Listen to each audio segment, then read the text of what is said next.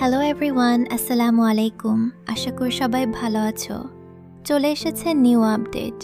আর এই আপডেটে কি কি আসলো, কি কি নতুন যুক্ত হলো, আজকে সব বুঝিয়ে বলা হবে। তাই সবাই ভিডিওটা স্কিপ না করে ভিডিওটা লাস্ট পর্যন্ত দেখবে, তোমার কাজে লাগবে। তো চলো সবাই শুরু করা যাক আজকের ভিডিও। নতুন লেভেল এসেছে।